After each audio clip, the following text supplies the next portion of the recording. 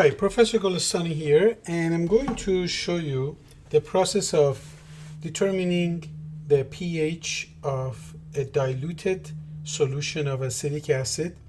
And I'm going to use a solution that's from this particular acetic acid, which is a white distilled vinegar, and this is a household type of vinegar.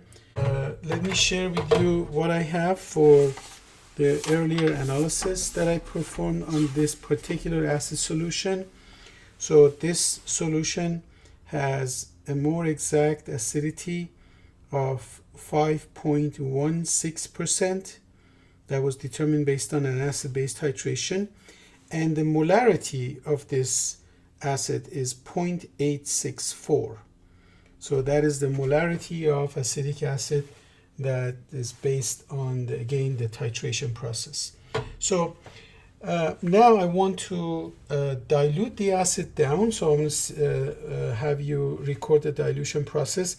This is a 100 ml volumetric flask, but it's actually 100.0. The volume can be very precise to 4 sig fig on a flask like this. So I've already conditioned the pipette for this work. So my pipette is right inside of this, and I'm going to take 10 milliliters of the solution and transfer it to this volumetric flask.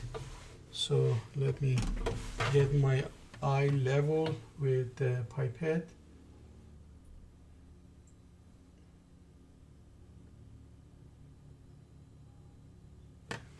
Okay, so now I have 10 milliliter, but again I'm using a pipette, so the value is actually 10.00. So I'm going to transfer this into this 100 ml volumetric flask. Notice I'm touching the tip of the pipette to the side of the flask for more precise delivery of the 10 milliliter. So I'm going to now add water to this. So I'm going to add deionized water. So I filled it to about maybe to where the narrow point of this is, to the neck of the flask. And now I'm going to add water. Again, my eye should be level to do this. So I'm going to lower myself and get this. So now the water level is pretty right on the meniscus. The meniscus of the water is just touching the line. So everything is good. So we can go ahead and mix this. So I'm going to use a piece of parafilm, which is a stretchy plastic film. I'm going to stretch that over to the top here, and then put my thumb over the top and then mix this. So I've just performed a 1 to 10 or a 0.1 dilution factor to this acetic acid, and I've already calibrated my pH probe to a pH range of 7 to 4, so it should be reliable on the acidic side of measurement.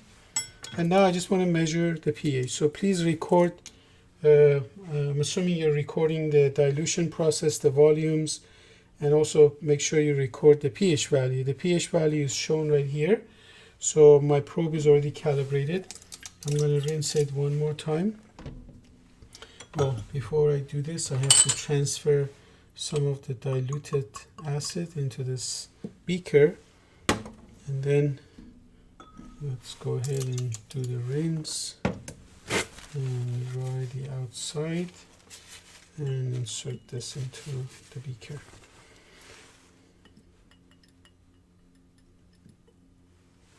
So it takes about maybe 30 seconds or so for the reading to stabilize. Sometimes it's quicker, sometimes it's a bit slower, but right now it's pretty good.